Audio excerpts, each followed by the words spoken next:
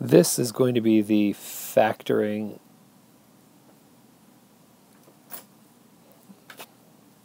part 3, okay? Here's factoring part 3, possibly the most complex because we're just going to get slightly more difficult. On this one, we're going to look at the question 6x squared plus 7x minus 3, okay? Now, there are a lot of choices and a lot of things that are going on here. So I'm still going to use, I guess, this box to help organize my thoughts. And actually, that's not going to work because my box is in the wrong spot. I'm going to draw it a little bit lower. Here we go. It'll still help organize my thoughts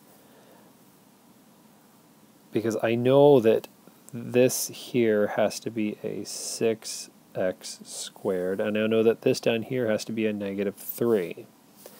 And still the real challenge is this mess right here in the middle. Well, this 6x squared can come about in a few different ways. So I'm going to actually talk about this in a different color. So my 6x, this is my 6x squared. I could get that by doing a few different things. I could go 1x times 6x. Or I could do 2x times 3x. Okay?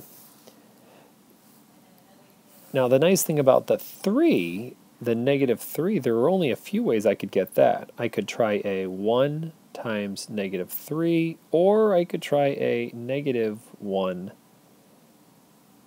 times a positive 3. So there are only 2 choices. But you see how we have options here. Either way, we know that when we add up these two here, I have to get 7x. I have to get 7x somehow. So we start kind of looking at this and this and this, and we go, where is there a 7 in here? And if you sort of squint your eyes a little bit, and we can just try a couple of different things and then erase it if it doesn't work. So why don't we first just try this, and it'll give you a feel for how it's going to work. So let's go ahead here, and I'm going to put a 1x up here and a 6x over here. And yes, you see that works. Okay. Well, and then let's try over here, let's try this, the 1 and the negative 3. A 1, which means I need a negative 3. So when, of course, we multiply those things, well, that works too. Well, what would give me this box? That would give me a 6x. And then this other box down here would give me a negative 3x. Now, of course, when I add those two things together, I certainly don't get that. So we have a problem. So what do? You try something else if that one didn't work. So we're going to, maybe we will leave this part alone, but we're going to change this guy here into this other pair. And maybe that'll help us. I don't know. Let's try. So we'll make that a negative, and this one's a positive now, which means that this up here is going to be a negative 6x, and this one down here is going to be a positive 3x. Well, that still doesn't give me a 7, so that clearly doesn't work. So what we did, we just tried this and this and that, and neither one of those works. So we must have to go here. Okay, so we need to figure out how to delete some stuff. Let's see if I can figure out how to delete some stuff.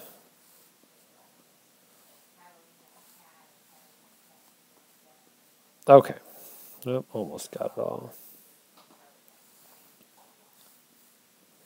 There. Okay, so let's go ahead and try some of these ones here. So we've got this 2x and a 3x. And now we're going to go back to the beginning. We're going to try this guy up there. This is what we call trial and error, isn't it? 1 negative 3. So we now are going to fill out our boxes here, and we're going to fill out our boxes here. So here we go. 3 times 1 is 3x, and we have 6x. Well, that still doesn't help. It doesn't get us 7. So we're going to back up again,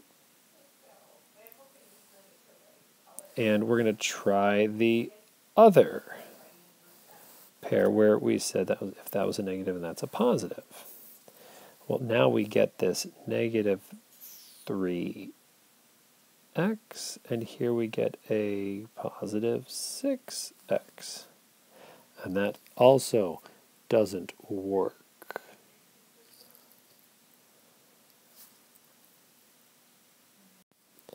So really, what's left to do? We've tried like everything that we can think of.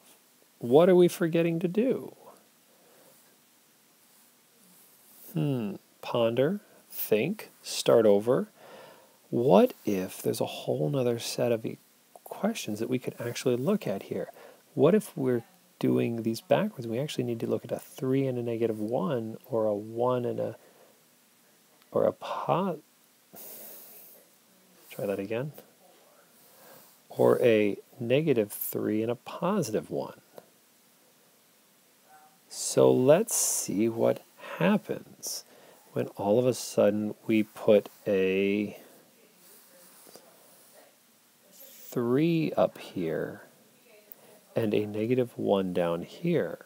So just check it, make sure we're still legitimate.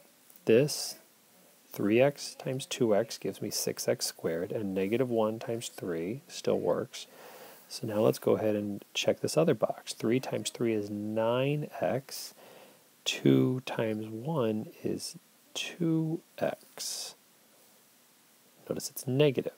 So now what happens when you combine this? All of a sudden 9x minus 2x gives me 7x, and we've found it. It took a while to find it, but what we ended up doing was this one and this one. And sometimes it does take a while, and it's trial and error. And that can be kind of rough. Okay? So I'm going to give you a couple of them I want you to try on. So it's not going to be real bad, but here we go.